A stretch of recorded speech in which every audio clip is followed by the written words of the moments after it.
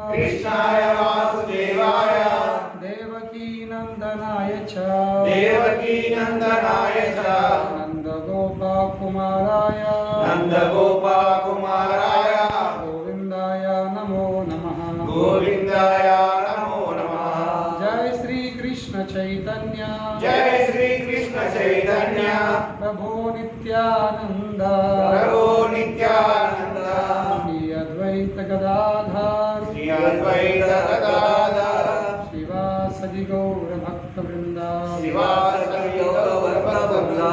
हरे कृष्णा कृष्णा हरे कृष्णा कृष्णा कृष्णा हरे हरे कृष्ण कृष्ण हरे हरे हरे राम हरे राम हरे राम राम हरे हरे राम राम हरे हरे।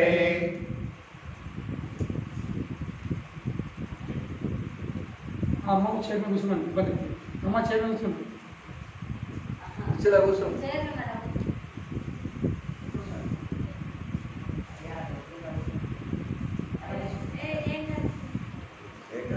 ఏం కాదు కాదు నడుము నొప్పి నేర్పితే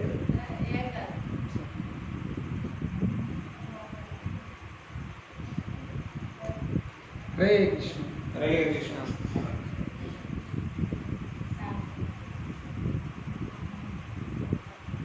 అయితే భగవంతుని యొక్క శక్తి భగవంతుని యొక్క వరము ఆశీర్వాదం పొందిన తర్వాత ధ్రువ మహారాజుకి ఎటువంటి అద్భుతం కలిగింది.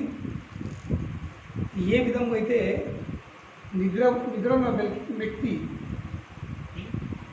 ఉన్న వ్యక్తికి ఒక్కసారి లేస్తే ఏమవుతుంది, వాస్తవం అన్నది తెలిసిపోతుంది.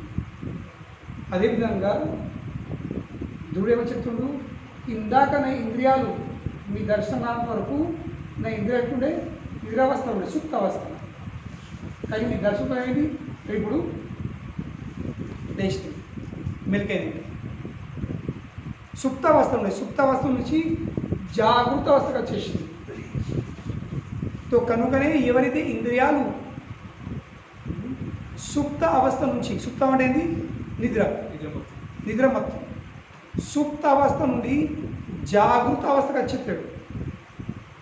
నిద్రమత్తులకి లేస్తాయి కదా. ఆ వ్యక్తి యొక్క లక్షణం ఏమిటి, ఆ వ్యక్తి భగవంతుని సేవలో అంకితమైపోతుంది. ఏ విధంగా అయితే ఫలానా వ్యక్తి నా తల్లి నా తండ్రి తెలిసరికి ఏం చేస్తాం, వాళ్ళతో సంబంధం ఏర్పడేసుకొని వాళ్ళతో పాటు ఉండి వాళ్ళు సేవ అవుతుంది. లేదు, ఒక పిల్లలకి చిన్నప్పుడు తెలియదు నా తండ్రి గారు ఎవరని, వాడు ఎప్పుడూ ఆశిస్తున్నాడు ఎవరని, కానీ సడన్గా తెలిసిందనుకో ఏమవుతుంది, సదాన్ని పడిచిపోతుంది కాదు. ఎన్ని ఏళ్ళకో, ఎన్ని సంవత్సరాలకో, ఎన్ని జన్మాలకో నాకు నా విడిపోయి తల్లిదండ్రి వాళ్ళ విషయం తెలిసింది అనేసరికి ఆ వ్యక్తి ఆ తల్లిదండ్రి సేవలో నియుక్తుడవుతుంది. అదే విధంగా భగవంతునితో మన విడిపోయిన సంబంధము ఎప్పుడైతే జీవికి మళ్ళీ గుర్తుకొస్తుందో, నేను భగవంతుని యొక్క అంశంని, నేను ఈ దేహంని కాను, ఈ దేహంతో నాకేం సంబంధం లేదు, ఈ దేహం నా కోసం కేవలము ఒక అవకాశము. ఏం అవకాశము, ఆ భగవంతుని చేరుకోవడానికి ఇది ఒక అవకాశం అని అర్థం చేసుకుంటాడో ఆ వ్యక్తి ఏం చేస్తాడు, ఆ వ్యక్తి భగవంతుని యొక్క సేవలో నియుక్తుడైపోతాడు. భగవంతుని యొక్క సేవలో నియుక్తుడై ఆయన ఆధ్యాత్మికంగా అభివృద్ధి చెందుతుంది. అప్పుడు ఆయన భగవంతుని కీర్తిస్తాడు. ఏ విధమైన ధ్రువుడు కీర్తిస్తాడు, ఎందుకంటే ఆధ్యాత్మిక అనుభూతి కలిగినంత వరకు మనం భగవంతుని కీర్తించలేము. ఎందుకంటే ఆధ్యాత్మిక అనుభూతి కలిగినప్పుడు ఏంటము, మనం ఈ భౌతిక ప్రపంచం నుంచి చిక్కిపోతాము. అందుకెళ్ళే సమయం దొరకదు, అందుకెళ్ళే బయటపడేసరికి సమయం దొరకదు. తో భగవంతుని ఏం కీర్తిస్తాం, సాధ్యమే కాదు. భగవంతుని కీర్తించాలంటే, భగవంతుని సేవలు అంకితం కావాలంటే ఒక ఉన్న కర్మలకెళ్ళి మనం విడిపోవాల్సింది. ఒక బాధ్యతగా విడిపోతేనే ఇంకో బాధ్యతను మనము అంగీకరించవచ్చు. ఈ ప్రపంచం అంతా మొత్తం జగతంలో ప్రతి ఒక్క మానవుడు ఏమన్నాడు, ప్రతి ఒక్క మానవుడు ఈ భౌతిక కర్మలో చిక్కుకున్నాడు. ఎందుకు చిక్కుకున్నాడు? ఎందుకంటే వారికి ఇంకో జ్ఞానం లేదు, భగవంతుడి విషయం జ్ఞానమే లేదు, భగవంతుడితో సంబంధం విషయం జ్ఞానమే లేదు, సంబంధ జ్ఞానమే లేదు. కనుక ఏమవుతుంది? ఆ భగవంతుడితో సంబంధం లేకపోయేసరికి వాడు ఈ సంబంధంనే సర్వం అనుకున్నాడు. ఈయన భార్య, ఈయన భర్త, ఈయన పిల్లలు, ఈయన సంసారం, ఈయన కులము, ఈయన సంఘము, ఈయన ఊరు, ఈయన పల్లె, లేదు అవిటి సేవలు వాడు అంకితం అయిపోతాడు. ఎందుకు? ఇంకో విషయం లేకపోయా. చేయడానికి సేవ చేసే గుణం ఉంది, సేవ చేసే గుణము. ఇక్కడ ఆత్మ స్వరూపం ఏంటి? కృష్ణేర నిత్యదాస్. ఆత్మ ఎటువంటిది? కృష్ణుని యొక్క నిత్యమైన దాసుడు. ఇది ఆత్మది స్వరూపం. వైకుంఠంలో ఆత్మ శాశ్వతంగా కృష్ణుని యొక్క సేవలు అంకితమై ఉంది. కానీ ఎప్పుడైతే జీవి వైకుంఠం వదిలిపెడుతుందో, ఎప్పుడైతే జీవి వైకుంఠంకి వెళ్ళి బయటపడుతుందో స్థలం మార్చేస్తుంది, స్థలము మార్చేస్తుంది, కానీ గుణం మాత్రం మారదు. పెంట మీద కోడిని తీసి పుట్ట మీద పెట్టుండ్రి, ఆడ దగుడు మాగది వెళ్ళదు. ఎందుకంటే గుణమేది, అది పుట్టుకొని వచ్చింది, అది గెలికంది దవ్వంది ఇత్తులు దొరికాయి. ఇత్తులు కానీ క్రిమలు కానీ క్రికలు కానీ ఇది కోడి యొక్క అలవాటు. దాని ఇటువంటి రౌతు పెట్టుర్రి, ఆడు దవ్వుతుంది. నాకు గెలది ఇది రవుతుంది.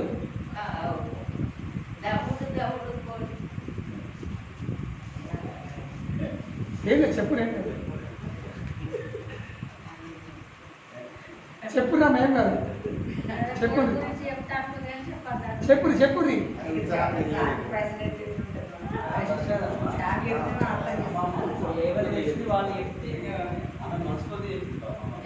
చెప్పండి అమ్మా, చెప్పండి. ఎందుకంటే దాని గుణం అంతా, దాని గుణమే అంతా. మట్టిలో ఉన్న దవ్వుడే, పెంటలో ఉన్న దవ్వుడే, రౌతు మీద వచ్చినా కానీ దవ్వుడే. దాని గుణము ఎక్కడో పెట్టు, పెంట మీద పెట్టినా పుట్ట మీద పెట్టినా దవ్వుడు మాత్రము మర్చిపోదు. అదేవిధంగా ఆత్మ వైకుంఠం ఉండని, ఈ కుంఠంలో ఉండని, వైకుంఠంలో ఉన్నా ఈ కుంఠంలో ఉన్నా నన్ను గుణం మాత్రం మారదు. ఏంటో గుణము? సేవ చేసుడు, సేవ అందించే గుణం ఇది ఆత్మది. ఏ విధమైతే కోడిది గుణము దవ్వుడో అదే విధంగా ఆత్మది గుణం ఏంటి? ఆ కృష్ణుని సేవ అందించుడు. సేవ అందించుడు గుణం ఉంది. కానీ వైకుంఠంలోకి వెళ్ళి బయటపడ్డ తర్వాత, వైకుంఠం వదిలిపెట్టిన తర్వాత భగవంతుడు లేడు సేవ పొందడానికి. సేవ అందిస్తామంటే భగవంతుడు లేకపోయా. సేవ చేయాల గుణం ఉంది, గుణమే ఉంది, పొందే వ్యక్తమో లేకపోయా. ఇప్పుడు ఏం చేస్తాము? అప్పుడు ఇక ఈ భౌతిక జగతంలో భర్తను భార్యను, భర్త ఇద్దరు కలిసి పిల్లలను, ఇద్దరు కలిసి మన్మలను సేవ ఎత్తుంటారు. ప్రతి ఒక్క వ్యక్తి ఏం చేస్తారు? ప్రతి ఒక్క వ్యక్తి ఒకరికొకరు సేవ అందిస్తుంది. సేవ చేయక సేవ అందియక ఎవరు లేరు, ఉన్నారు ఎవరన్నా? కొడుకులు పిల్లలు అయిపోతారు, మళ్ళీ ఏమంటారు? మన్మళ్ళ సేవ చేయాలి. మన్మళ్ళ సేవ మళ్ళీ ముని మన్మళ్ళ సేవ చేయాలి. అదృష్టం అంత అవసరం ఉంటే ముని మన్మళ్ళ కూడా స్నానం చేయించినట్టు గొప్ప. ఇప్పుడు అబ్బాయి నేను మా ముని మన్మరాలకు స్నానం చేయించినాను. తో కనుక మనం అర్థం చేసుకోవాల్సింది, సేవ అందించేది మన గుణము. కానీ అదే సేవ అందించే గుణంని ఎప్పుడైతే మనం భగవంతుడికి సేవ అందించుకుంటూ మనం వినియోగిస్తామో అప్పుడు మనకు పరమశాంతి లభిస్తుంది, ఆనందం అందుతుంది. ఎందుకంటే ఆనందం లేనిది శాంతి ఎక్కడిది? కృష్ణుడు విదేశుడు వ్యక్తికి ఆనందం పొందకపోతే శాంతి లేదట.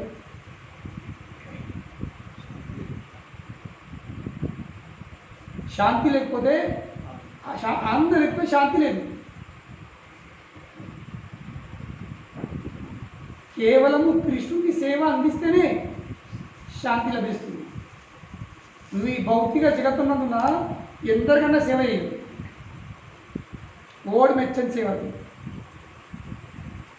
ఓడి మెచ్చడు.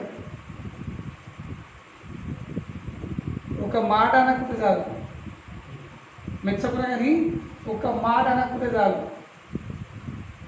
నువ్వు ఎంతన్నా సంవత్సరంగా సేవ చేయవు. తయారీ కూడా కచ్చరాన్ని కూడా కనపడలేదు, కంటికి కనపడలేదు. చెత్త ఒక చీపట్టు కూర్చున్నావు, కంట్లో కట్టలు పెట్టుకున్నావా? ఇట్లా దిగకూడదు.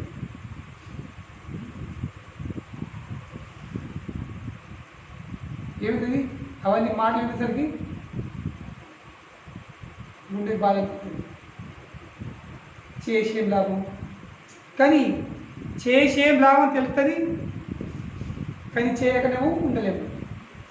పాన కొట్టిన వాటి చూసుడు కాదు, ఒక తిట్లు వాడి కూడా చేపుతుంది.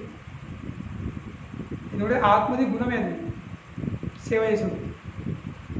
కానీ వైకుంఠంలో ఆత్మకు తిట్లుడై కృష్ణుడు కొంచెం కూడా సేవ అందిస్తే ఆ సేవను ఎంతో గొప్పగా చెప్పి మెచ్చుకుంటాడు. కొంచెం కూడా సేవ అయితే ఆ సేవను గొప్పగా చెప్పి కృష్ణుడు మెచ్చుకుంటాడు, సంతోషపడతాడు. ఇక్కడ గొప్పగా సేవ చేయండి, కొంచెం కూడా మెచ్చుకోండి.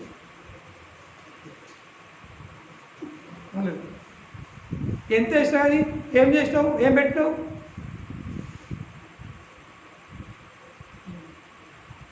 అంటారు పిల్లలు. ఏం చేసినావు, మందుడు ఏం చెప్తున్నావు, నువ్వేం చేసావు, ఇంట్లో నువ్వు అయినా దుబాయ్ ఏం సంపాదించినావు, ఏమన్నా రూములు ఏం అసలు వేసినావు, ఇట్లా మాటలు. ఇంకా తినక చేయక ఉపాసంలో ఎండల పని చేసి కూడా ఎట్లా డబ్బులు అప్పుడు ఎట్లా చేసామో అది కూడా తెలియదు. ఏం చేస్తావు ఏమంటే మేర పని చేసినావా? అందరు ఎత్తుకురు కన్నులు చేసుడే. కొడుగనమన్నాడు, ఇంత కూడా ఇంకా మాటలు కొడుగనమన్నాడు, కన్నప్పుడు చేసుడే మేర పని. నువ్వు చేసావు, మేము కూడా చేసుడే. ఏంటి గొప్ప ఎప్పుడు చేసా అని ఎవరు మెచ్చుకో. నువ్వు ఎంత గొప్ప చేయు, మొత్తం జీతం అంతా రక్తం అంతా అడుపుకొని ఒక్కొక్క చుక్కడిపి వాళ్ళకు తాయిపియు, ఎవరు మెచ్చుకోలేదు. ఎంత గొప్ప చేసినా జీతం అంతా అంకితం చేసినా కానీ చివరి కూసుని తిందామని కానీ మనసు పట్టేది కాదు. కూసుండి అయ్యో ఇన్నేళ్ళు కష్టపడి కూసుని తిందామని కానీ మనసు పట్టేది. పిల్లలు పట్టనియరు, చేసుకునే భార్య పట్టనియరు. కూర్చుని తింటే గుట్టలాగా ఇంటికి ఉంటావా, నా పని కోరాదా, చూడగలరా, చేస్తలేదు పని అని మాట్లాడేసరి కదా. మరి ఇంట్లో పరేషాన్ అయ్యి మరి ఇటు బయట వెళ్ళిపోయాడు. ఇక ఏదో చిన్న పెద్ద పని అనుకుంటుంది. ఎంతనా గొప్ప అయ్యింది, ఇంతవరకు మెచ్చుకోవడం లేదు. కానీ వైకుంఠంలో కొంచెం సేవ చేయాలి కృష్ణుడికి, కొంచెం భగవంతుడు ఎంతో గొప్ప అయిపోతుంది, ఎంతో గొప్ప అయిపోతుంది. ఇది భగవంతుని గుణం.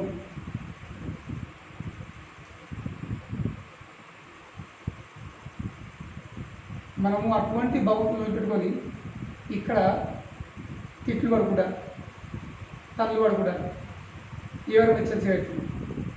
ఇది మన బతుకు, ఇది భౌతిక జీవితంలో బతుకుంటుంది. ఇలా మనం పెడుతున్నాము, రేపు మనం తిట్లు వాడు. ఈ సైకిల్ తిరుగుతూ ఉంటుంది, ఒకడు ఎప్పుడు ఒకడు వాడు. సో కనుకనే ఏ ఆత్మకైతే, ఏ వ్యక్తికైతే ఆత్మానుభూతి కలిగిందో తెలుసుకున్నాడో ఈ నేను ఈ దేహంని కాను, నేను ఈ లోక వ్యక్తి కాను, ఈ భార్య పిల్ల భర్త సంసారం అది కాదు, నా సంబంధం కృష్ణుతో ఉంది అని అర్థం చేసుకున్నాడో ఆ వ్యక్తి ఎప్పుడు భౌతిక సేవలో అంకితమైపోతాడు, భగవంతుని కీర్తిస్తూ అవుతాడు. అదే అర్థము సుప్త అవస్థలకు వెళ్ళిన ఇంద్రియాలు జాగ్రత్త అవస్థలకు వచ్చేసినాడు. ఇక్కడ ధ్రువుడు భగవంతుని మరింత కీర్తిస్తూ ఒక ఉదాహరణ చెప్తుంది. ఏమి చెప్తుండు?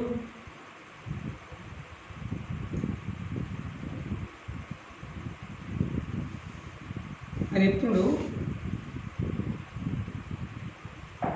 త్వం దత్తయావనుదయం అచాష్ట విశ్వం సుప్త ప్రబూద ఇవ నాథ భవత్ ప్రపన్న యస్యాపవర్గ శరణం తవ పాదమూలం విస్మర్యతే కృతవిద కథం ఆర్తోబంధు అంటుడు. అయ్యా ఓ కృష్ణ, ఓ నారాయణ, ఓన స్వామి, సాక్షాత్ బ్రహ్మదేవుడు కూడా, బ్రహ్మదేవుడు సృష్టికి మొట్టమొదటి వ్యక్తి ఎవరు? బ్రహ్మదేవుడు. ఆ బ్రహ్మదేవుడు కూడా మీకు శరణాగతుడైండు, మీకు సంపూర్ణంగా శరణాగతుడైండు. ఆయన శరణాగతుడు అయిన తర్వాత, మీకు సంపూర్ణంగా శరణాగతుడు అయిన తర్వాత ఏమైంది? మీరు ఆయనకు జ్ఞానోదయం కలిగించింది. శరణాగతుడు అయిన తర్వాతనే మీరు జ్ఞానాన్ని అందించిండు. దానివల్ల ఏమైంది? ఆ బ్రహ్మదేవుడు సంపూర్ణమైన విశ్వంని యథార్థంగా చూడగలిగిండు, తెలుసుకోగలిగిండు. ఇది చాలా ముఖ్యమైన విషయం ఉంది. ఈరోజు జనాలు నాకు అంతా తెలుసు అంటారు. మేము అన్నీ తెలుసుకున్నాము, మేము చాలా డిగ్రీలు ఉన్నాయి, మాకు మేము చాలా చదివినాము అని చెప్తారు. కానీ నేను ఎంత తెలియమంతునో దాని లక్షణం ఏమిటి? ఇక ధ్రువుడు చెప్తుండు, ఆయన భగవంతుణ్ణి ఇంకా ఈ భగవంతుడి ద్వారా సృష్టించబడిన ఈ సంపూర్ణమైన విశ్వంని అర్థం చేసుకోగలుగుతాడు. ఇది జ్ఞానం. జ్ఞానం అంటే కేవలం డిగ్రీలు పొందుడు కాదు. జ్ఞానంతో ఎవరు? బుధ భావ సమన్విత. ఎవరైతే కృష్ణుని అర్థం చేసుకున్నారో ఆ వ్యక్తే నిజమైన తెలివివంతుడు వ్యక్తి. జ్ఞానం కలిగిన వ్యక్తి, బుద్ధిమంతుడు అంటే ఎవరు? కృష్ణుని అర్థం చేసుకొని కృష్ణునికి శరణాగతుడు అయిన వాడే తెలివివంతుడు. మిగతా అంతా దుర్మార్గులే, మూర్ఖులు. వాడిని ఎంత పెద్ద డిగ్రీ ఉండదు, వాడు డాక్టర్ కానీ ఇంజనీర్ కానీ, ఎంతవరకు వాడు కృష్ణుని తెలుసుకోలేడు. కృష్ణుని తెలుసుకున్న తర్వాత కృష్ణుని తెలుసుకున్నట్లయితుంది. కృష్ణుని సేవలో నియుక్తుడు కాగలిసింది. నేను తెలుసుకున్నా కానీ నియుక్తుని కాలేను అంటే దాని అర్థమే తెలుసుకోలేను. ఎందుకంటే తెలుసుకున్న తర్వాత నియుక్తుడు అవుడు తప్పుడు ఉండదు. తెలుసుకున్న తర్వాత నియుక్తుడు అవుడు తప్పది, ఖచ్చితం నియుక్తుడు కావాల్సిందే. నియుక్తుడు అయితే అంటే ఇంకా భగవంతుని విషయము అవగాహన జరగలేదు.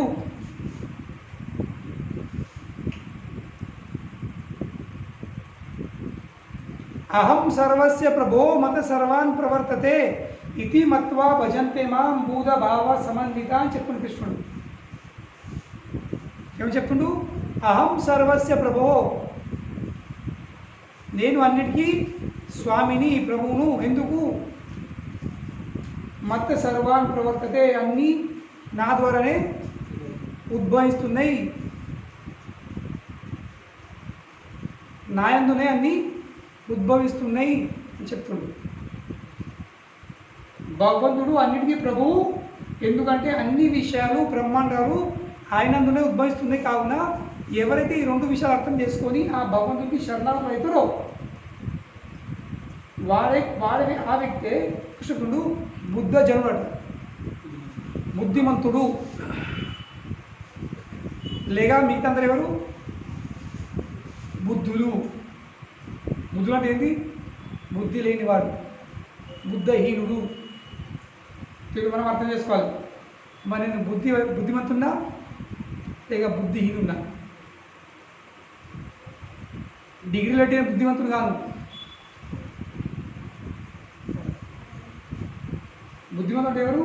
మనకి ఏ డిగ్రీ లేకపోవచ్చు, తన పేరు కూడా రాయలేకపోవచ్చు, తన పేరు కూడా సంతకం పెట్టి రాయకపోవచ్చు. ఏమంటారు? వేలు ముద్ర పెట్టేవాడు కానీ అటువంటి వ్యక్తి గల కృష్ణుని తెలుసుకొని కృష్ణుని భక్తి చేసినట్లయితే ఆ వ్యక్తి అంతా బుద్ధిమంతుడు ఎవరు లేరు.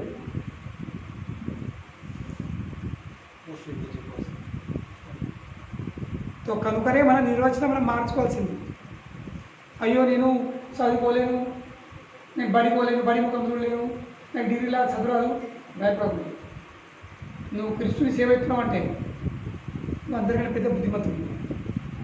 నువ్వు పెద్ద పెద్ద కాలేజ్లో పోయినావు, డిగ్రీలో అన్ని పోయినావు, కానీ పెద్ద పెద్ద కాలేజ్లో పోయినావు, డిగ్రీలు పొందినావు, కానీ కృష్ణుని శరణకు కాలే, దుర్మార్గులు. కాబట్టి ప్రపంచం అందరూ ఎవరు? అందరు దుర్మార్గులు. ఈ నామాట కృష్ణుడు మాట. కృష్ణుడు వాడు దుర్మార్గుడు. ఎందుకంటే అవజానాంతి మా మూడ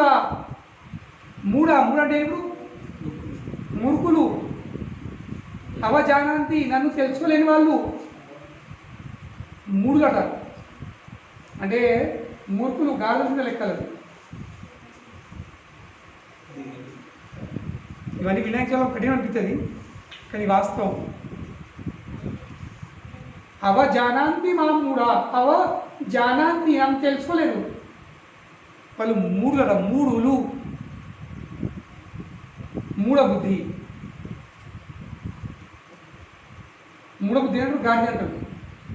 ఎందుకు గాడిద మూఢబుద్ధి అంటారు? గాడిదని మూఢబుద్ధి ఎందుకు అంటారు?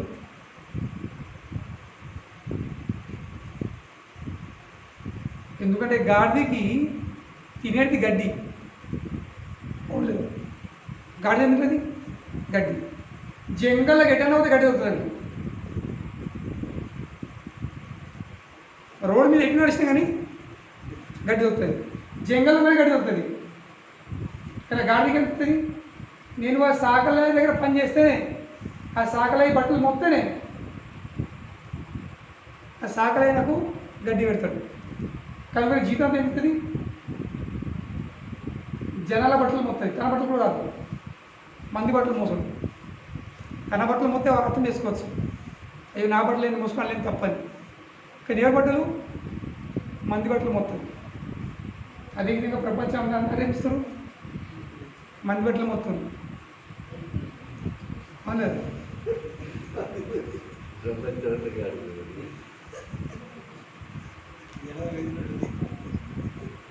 అందరూ మందిని మొత్తున్నారు. నెలకు 1,00,000 రూపాయలు వస్తే 1,00,000 రూపాయలకి వెళ్ళే ఒక 5-10 నాయి నా కోసం ఖర్చు అవుతుంది. 90,000 మోసడే అందరు. లేదు, తన ఖర్చులు 5,000 కూడా కాకపోవచ్చు. పోయిన సంవత్సరం కొనుక్కున్న అంగిలాగు చినిగిపోతుంది, ఆగిపోతుంది, పలసగా అయిపోయింది, అవి వేసుకుంటున్నాము. కానీ పిల్లలకు నెల కొత్త బట్టలు కావాలి.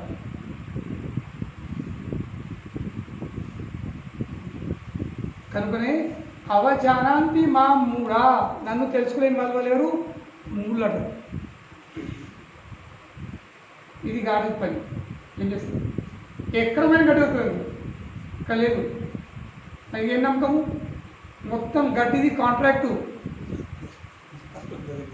మొత్తం గడ్డిది. నేను టెండరు సాకలు వేసుకున్నాడు, గడ్డి అంతా ఆయన దగ్గర ఉంది. కనుకనే ఆయన సేవ చేయకపోతే, ఆయన చెప్పినట్టు మెదలకపోతే, ఆయన బట్టలు మోయకపోతే నాకు గడ్డి దొరకదు.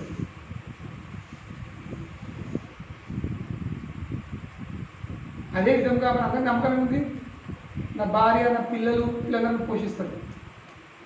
ఎవరు పోషించరు, పోషించేవాడు బాగుంటుంది.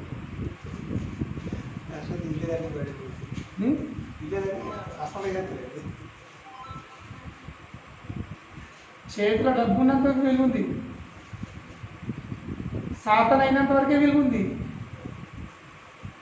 డబ్బు లేకపోయేసరికి అది డబ్బు ఉండాలా, లేకుంటే పని చేసే సామర్థ్యం ఉండాలా, అప్పుడే విలువ ఉంటుంది.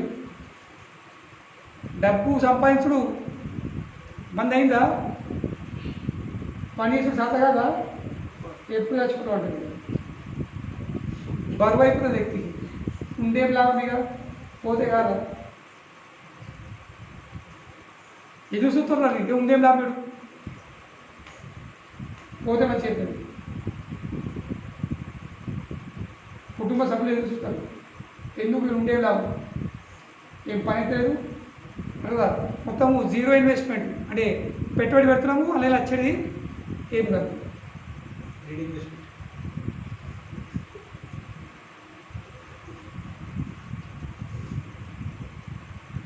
కొడుకులో కొడుకు ఏమవుతుంది, వీళ్ళు ఏం చూసి తింటాడు, వీళ్ళు ఏం చేసుకొని తింటారు, తిన్నందుకు కనుక పని చేయాలి కదా.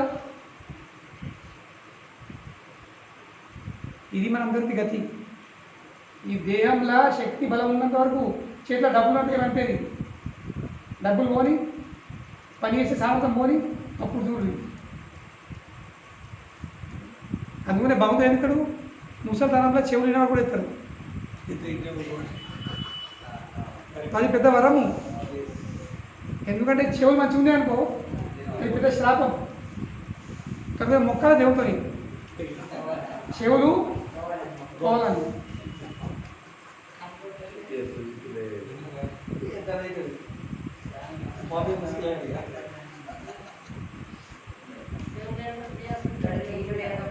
బట్టలు పెడదామని ఏం లేకపోయా, ఎంతమంది కాలు మధ్యన కొంతమంది ప్రయత్నం చేస్తారు. వీళ్ళు రాయకండి మొబైల్ లేరు ఏమన్నంటే మళ్ళీ ఆర్డర్ వేయించింది. ఏం చేస్తారు, ఇంటికి పోయి పెట్టుకొస్తామంటే ఏమంటారండి, ఆ భగవంతుడు నల్లన్న పెట్టి పోరాటే లక్షలు అండి అన్న కానీ ఆ సార్ అంటున్నారు అయిపోయి ఎవరికి మరి వాళ్ళకి పనులు చేసుకుంటే లేరు స్వామి. మరి ఆ భగవంతుని ప్రేమ లేని వాళ్ళు ఎట్లా చేస్తారు? అదే కదా, అదే మరి అందుకనే మూడు వాళ్ళు. దానికోసం లక్షలు, ఎందుకంటే వాళ్ళకి నమ్మకం ఉంది. ఒకరి కోసం ఒక 10 రూపాయలు పెట్టాలి, నా 10 నెలకు వెనకత్తాయి అంటున్నారు. పని ఖర్చు కాదు, పని తాగచ్చు కదా రాత్రి, గట్టిగా నడిచి అవసరం కొట్టచ్చు రాత్రి. ఒక దాన్ని 10 నడితే వాళ్ళే కొత్తగా కాలు కట్టుకుందామంటే నీళ్ళు బట్టల మీద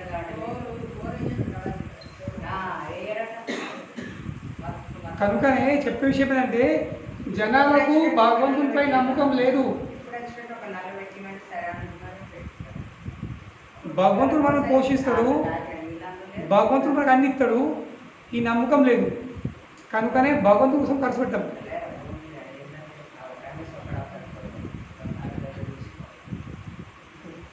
మన నమ్మకం ఉంది ఎవరి మీద, మన కుటుంబ సభ్యుల మీద. వాళ్ళని పెడతారు, వాళ్ళని పోషిస్తారు, వాళ్ళని చూసుకుంటారు. కానీ చూసేవాళ్ళు వాళ్ళు కాదు, చూసేవాడు కృష్ణుడు. ఈ నమ్మకం లేకపోతే ఏం చేస్తారు? ఊళ్ళల్లో ఎన్నో ఆలయాలు ఉన్నాయి, మీద రేకులు ఉన్నాయి. ఆ ఆలయం పక్కన బంగ్లా, కోటి రూపాయల బంగ్లాలు ఉన్నాయి. కానీ కనీసం ఆలయం మీద రేకులు లేవు. మరి ఎందుకు? నమ్మకం లేదు అక్కడ అంజన్న ఉన్నాడని. ప్రతి ఒక్క వ్యక్తి ఒక రే కొనిస్తే ఆలయం మీద కనీసం రేకు వస్తాయి, అంజన తల మీద వినొస్తుందండి. నమ్మకం లేకపోతే ఏం చేస్తుంది? ఇది కలియుగం. కనుకనే భగవంతుడు వాళ్ళు మూడు అంటారు. మూడు ఎందుకంటే వాళ్ళకి ఇంకా జ్ఞానోదయం కలగలేదు. వాళ్ళకు నేను తింటే నాకు ఆనందం వస్తుంది, ఈ అనుభవం కలిగింది. నేను తాగితే ఆనందం వస్తుంది, ఈ అనుభవం కలిగింది. కానీ భగవంతుని సేవలో ఆనందం లేదు, రుచి రాలేదు. ఎట్లయితారు? వాడు తాగితే మనకి మధ్యసరికి మంచిది అని తెల్లరు మళ్ళీ అవుతారు. కానీ భగవంతుని సేవ చేస్తలేడు, అందులో రుచి ఎత్తలేదు. ఏం చేస్తారు? సేవ ఎత్తరా? ప్రతిరోజు తాగుతుండు, కానీ ఎక్కకపోతే తాగుతాడు, తాగుడు మానేస్తాడు. అదేవిధంగా భగవంతుని సేవలో రుచి రాకపోతే వాడు సేవ చేయలేడు. కనుకనే నిజమైన బుద్ధిమంతుడు ఎవరు? ఎవరైతే భగవంతుని అర్థం చేసుకొని, కృష్ణుని అర్థం చేసుకొని కృష్ణుని సేవలో నియుక్తుడవుతాడో ఆ వ్యక్తి నిజమైన బుద్ధిమంతుడు. కనుకనే బ్రహ్మదేవుడికి భగవంతుడు జ్ఞానోదయం కలిగించింది. ఏమైంది? జ్ఞానోదయం కలిగిన తర్వాత బ్రహ్మదేవుడు భగవంతుని యొక్క సేవలో నియుక్తుడైంది. ఈ సృష్టిని, ఈ ప్రపంచాన్ని సృష్టించడం ప్రారంభించింది. ఇది లక్ష్యం. ధ్రువుడు చెప్తుండు, ఏం చెప్తుండు? బ్రహ్మదేవునికి జ్ఞానం కలిగిన తర్వాత ఆయన ఏం చేస్తుండు? ఆయన ఇంద్రియాలు అసుప్త అవస్థ నుంచి జాగ్రత్త అవస్థకు వచ్చేసింది. ఉదాహరణ ఇస్తాం, మనం రాత్రి నిద్రపోయి ఉంటే మన పనులన్నీ మర్చిపోతాం లేదు, గుర్తుంటారు. ఒక్కపారి కన్నంటిందంటే మనము ఎవరో అది మనకు తెలియదు. వెళ్తుందా? నేను ఎక్కడ వాళ్ళని వెళ్తుందా? నేను ఎవరు నేను తెలుసా? ఏం తెలియదు. కానీ లేచేసరికి మళ్ళీ నా ఆఫీస్లో పోవాలా, నా దుకాణంలో పోవాలా, నా పనికాడికి పోవాలా, తోటలోకి పోవాలా, ఇల్లు రాలా, కూరగాయలు వేయాలా అని గుర్తుంది. అవలేదు. కానీ నిద్రలో గుర్తుంటాయి, గుర్తురావు. సో అదే విధముగా బ్రహ్మదేవునికి ఎప్పుడైతే జ్ఞానం కలిగిందో ఆయన ఇంద్రియాలు సుప్త అవస్థ నుంచి జాగ్రత్త అవస్థ వచ్చేసింది. ఏమైంది? తనకు తన బాధ్యతలు తెలిసిపోయి ఇప్పుడు నేను చేయాల్సిందో. సో కనుకనే ఎప్పుడైతే జీవాత్మ ఈ సుప్త అవస్థ నుండి జాగ్రత్త అవస్థకు వచ్చేదో ఆత్మ తెలిసిపోయి ఇప్పుడు నేను చేయాల్సింది భగవంతుని సేవ చేయాల్సింది. సో కనుకనే కావాల్సింది ఏంది? గాఢ నిద్రపోయిన వ్యక్తులను లేపుడు, జీవ్ జాగు. కనుక క్లాస్ పేరు పెట్టిన జీవ్ జాగు. ప్రాబ్లం ఏంటి? లేపటోళ్ళు లేరు, అందరికీ నిద్ర వస్తుంది. ఒకళ్ళు లేపినా కానీ ఏంద్రా పండ్రా అంటారు. వాడు ఎందుకంటే వాడు లేపుతాడు రేపురా అంటాడు. ఏ పండురా నువ్వు పండురా అని అంటాడు. ఏమిటి? ఇద్దరు ఉంటారు. ఇద్దరు నిలబడేసరికి పరిస్థితి ఏందిగా? పనులు అక్కడనే ఉండిపోతాయి. కనుక ఈరోజు కావాల్సింది ఏంటి? లేపటలు కావాల్సింది. జీవ జాగో గౌర చంద్ర బోలే కట నిద్ర జావు మాయా పిశాచి రక్కోలే.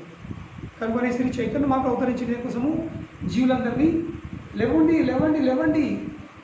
ఇంకా ఈ మాయవుడిలా ఎంతసేపు నిద్రపోతారు? మాయవుడిలా నిద్రపోతారు, గాడి నిద్రపోతారు. ఇంకెంతసేపు లేవండి. ఒకరు ధ్రువుడు చెప్తుండు, ఏ విధంగా అయితే బ్రహ్మదేవుడు మెలకైన తర్వాత ఆత్మానుభూతి కలిగిన తర్వాత తన భాషను తెలుసుకున్నాడో అదే విధంగా ప్రతి ఒక్క జీవుడు ఎవరికైతే భగవంతుడికి అనుగ్రహం కలుగుతుందో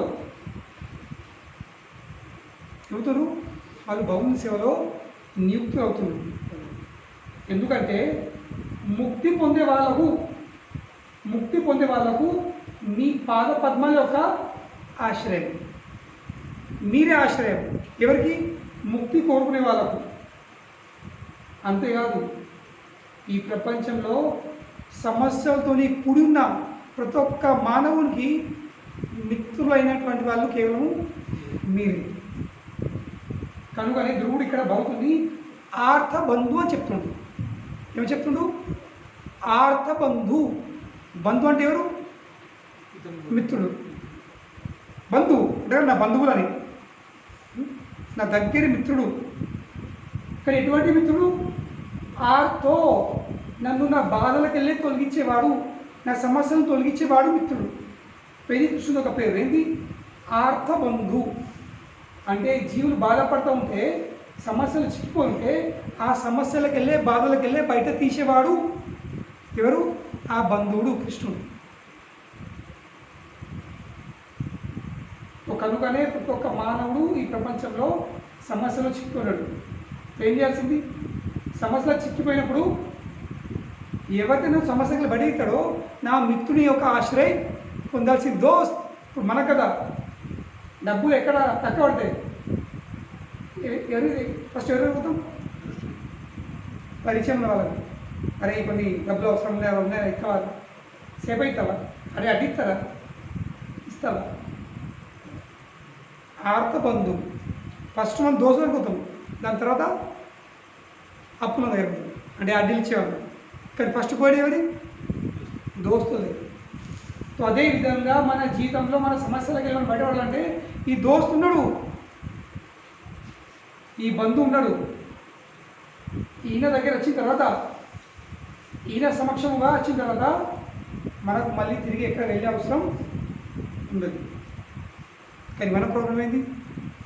బంధువు మర్చిపోతున్నాము, ప్రపంచం అని తెలుస్తుంది. ఏం చేస్తారు? ఎవరేం చేయలేరు. కాబట్టి ధ్రువుడు కృష్ణుడు ఏమో చెప్పుడు ఆర్తబంధు. మీరెవరు? మీరు ఆర్తబంధులు. ఆర్త అంటే సమస్యలు. ఆర్థో జిజ్ఞాసుడు అర్థార్థి జ్ఞానీచ భరత రిషభ.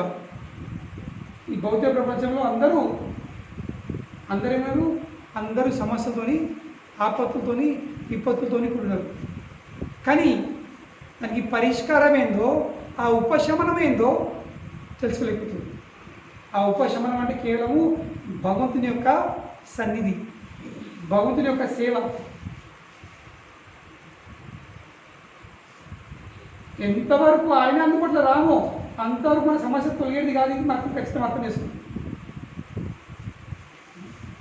బయట వాళ్ళు మన సమస్య తొలుగుతుండొచ్చు, కానీ ముఖ్యంగా ఎవరు చేయరు. బయట వాళ్ళు అప్పులు ఇస్తారు, 2 చొప్పున, 3 చొప్పున, 5 చొప్పున, 10 చొప్పున. అవును లేదు, ముఖ్యంగా ఇస్తారు కదా. కన్నోడు కూడా ఇయ్యారు. బయట 10 అంటే వాడు రూపాయి తీసుకుంటే రూపాయి మాత్రం ఖచ్చితంగా. సోదరి అన్నం కూడా రూపాయి అంటాడు. తల్లి అడుగు, రూపాయి చొప్పున కొడుక కాలం రాసుకుంటుంది. కనుకనే ఈ ప్రపంచంలో మనము మన సమస్యలకెళ్ళి బయట తీసేవాడు ఎవరు కాదు, కేవలం కృష్ణుడు. ఇది ధ్రువుడు చెప్తుండు. కనుకనే మనము కృష్ణుని ఆశ్రయం పొందాల్సింది, కృష్ణుడికి మనం శరణాగతులం కావాల్సింది. ద్రౌపదికి ఆమె జీవితం ఎందుకు సమస్య వచ్చింది? ఎవరు తొలగించారు? ఆమె శక్తి కాదు. ఆమె 5 శక్తివంతులైన భర్తల కాదు. ఆ సభలో ఉన్న పెద్ద పెద్ద వీరుల, పెద్ద మనుషుల కాదు. కేవలం భగవంతుడు తొలగించింది. గజేంద్రుడు ఆ చెరువుల ఆ మొసలి మొత్తం లాగేసింది, చచ్చిపోయే అవస్థకి వచ్చేసింది. ఎవరు కాపాడిండు? భగవంతుడు వచ్చి కాపాడిండు. భార్య పిల్లలు అందరూ చూసిండ్రు, కంటికెళ్ళి చుక్క అడుక్కున్నారు, బాయ్ బాయ్ గుడ్ బాయ్ అని వెళ్ళిపోయారు అందరు గజేంద్రుడికి. తర్వాత అయ్యా నువ్వైనా ఒక ఆశ్రయం అని భగవంతుడికి శరణం కూడా సరిగ్గింది. భగవంతుడు వైకుంఠంలో వచ్చేసింది. ద్రౌపది ఆమె అనిపించింది, నా శక్తి ఉంది కదా, నేను కాపాడుకుంటా, నా 5 భర్తలు ఉన్నారు కదా, వాళ్ళని రక్షిస్తారు, ఈ పెద్ద మనుషులు నా విలువను కాపాడతారు, అందరూ తల కింద చేస్తున్నారు. చివరికి రక్షించింది ఎవరు? కృష్ణ భగవాన్. సో కనుకని ఇవన్నీ కథలు కాదు, ఇవన్నీ మనం కథలు వింటాము, కానీ కథలు వినడం కాదు, కథలు అర్థం చేసుకొని మనము భగవంతుడికి శరణాగతి వేయాలని కథలు ఉన్నాయి. ఇవన్నీ పంచపాండవులకు జీవితంలో ఎన్ని సమస్యలు వచ్చినాయి, కానీ వాళ్ళు ఏం చేశారు? భగవంతుని యొక్క ఆశ్రయపడి. బ్రజవాసులకు జీవితంలో సమస్యలు వచ్చేసినాయి, భగవంతుని యొక్క ఆశ్రయపడి. ఎందుకంటే ఆయననే ఆర్తబంధు. అర్థం చేసుకోవాల్సింది. కృష్ణుడు ఎవరు? ఆర్తబంధు. కనుకనే కృష్ణుడు తప్ప మన సమస్యలను తొలగించే సామర్థ్యము ఇంకా బాధ్యత ఎవరికి రాదు, ఎవరిలో లేదు.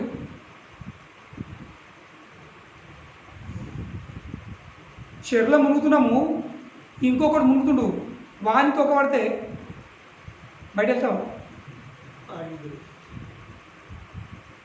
వాడు బయట దిగుతాడు, వాడే మునుగుతూ ఉన్నాడు, వాడు నన్ను ఏం చెప్తాడు?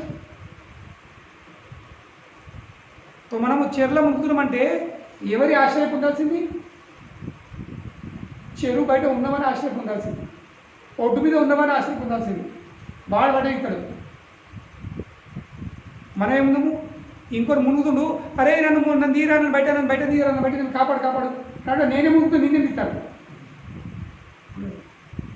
నేనే మునుగుతున్నా, నిన్ను బయట దిగుతాడు. కనుకనే మనము ఎవరికైతే నన్ను బయట తీయని సమస్యలు తొలగినట్టుకో వానికి లెక్కలేని సమస్యలు ఉన్నాయి. వాడి దగ్గర బయట వెళ్ళలేకపోతుండు, వాడు వాడిని ఏం తింటాడు బయట? అనలేదు, వానికి లెక్కలేని సమస్యలు ఉన్నాయి, వాడి సమస్యలు మునిగిపోతుండు, కుంగుతుండు. ఇక మనం అంటాము నన్ను బయట దిగు ఏం బయట దిగుతాడు? సాధ్యమా? సాధ్యం కాదు. కానీ కేవలం కృష్ణుని యొక్క ఆశ్రయం పొందినట్లయితేనే మన అన్ని సమస్యలకి ఆయన బయటెత్తాడు. ఎందుకు ఎందుకు ఆయన పేరేంది ఆర్తబంధు. కనుకనే ఆ భక్తుడు ఆ భగవంతుడికి శరణాగతమైన భక్తుడు ఆ భగవంతుని ఒక్క క్షణం కూడా మర్చిపోకుండా ఉండలేము. మనము గుర్తు చేసుకో ఉండలేము, మనకి అప్పుడప్పుడు గుర్తుకొస్తాడు. కానీ భగవద్భక్తులు అప్పుడప్పుడు వాళ్ళు మర్చిపోతారు కదా, అది కూడా అసాధ్యం. ఎందుకంటే భగవంతుడు చేసిన మేలుకు వాళ్ళు ఎన్నడూ మర్చిపోరు. ఈ విషయాన్ని ప్రభుత్వంలో చాలా వివరించి చెప్తున్నారు. అది మనము మళ్ళీ వచ్చేవారం చర్చిస్తాం. చాలా వివరించి చెప్తున్నారు ప్రభుత్వంలో ఈ జీవుడు భగవంతుని ఎలా మర్చిపోకుండా ఉండగలుగుతాడు. అసలు అంటే జీవుడికి భగవంతుడికి మర్చిపోవడం సాధ్యమే కాదు, మర్చిపోకూడదు.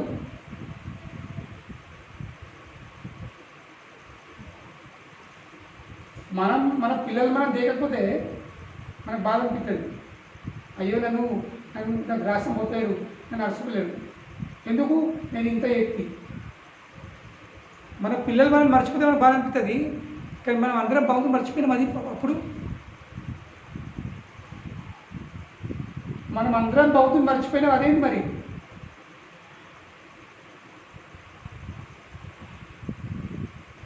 బాగుతూ మనకు తిండిస్తుండు, పీల్చుకొని గాలి ఇస్తుండు.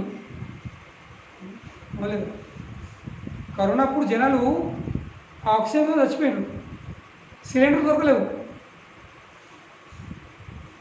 మరి ఆక్సిజన్ ఎవరు సృష్టించారు? ఏ కంపెనీ?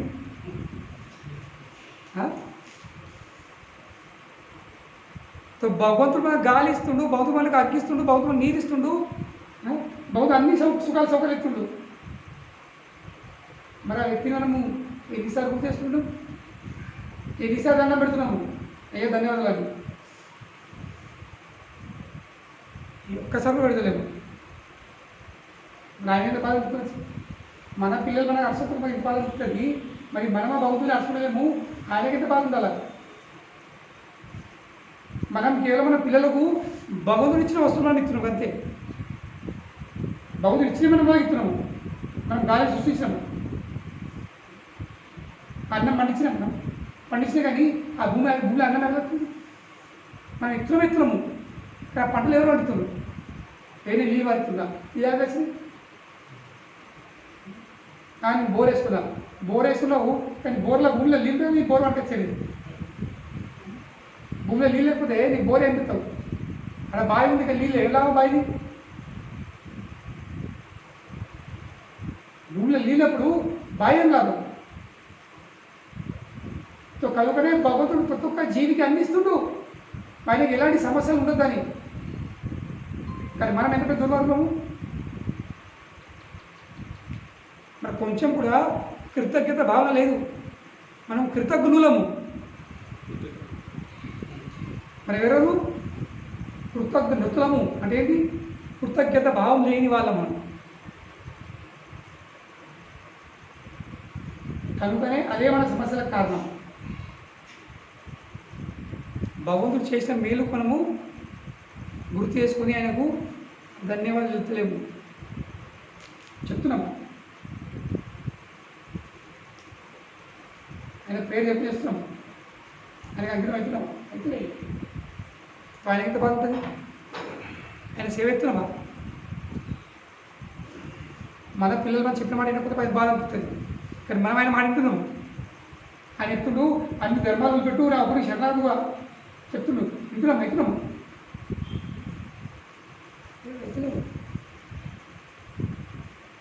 కనుక అర్థం చేసుకోవాల్సింది కృష్ణుడు ఆర్తబంధు. మన అన్ని సమస్యలు తొలగించే సామర్థ్యం ఆయన ఉంది, అటువంటి మిత్రుడు ఆయన. కానీ మనము ఆ మిత్రుడికి ఆశ్రయించకుండా ఈ ప్రపంచంలో ఎందరో ఆశ్రయించుకుంటున్నాం. నమ్మకం పెట్టుకుని వాళ్ళని చూస్తారని వాళ్ళ గ్రాసం పోతారు, ఓడిపోయారు. గ్రాసం పోతారు కూడా గ్రాసంలో విషయం పోతుంది, చచ్చిపోయింది. ఏడుస్తూ ఉంటారు, ఎప్పుడు చచ్చిపోతారు.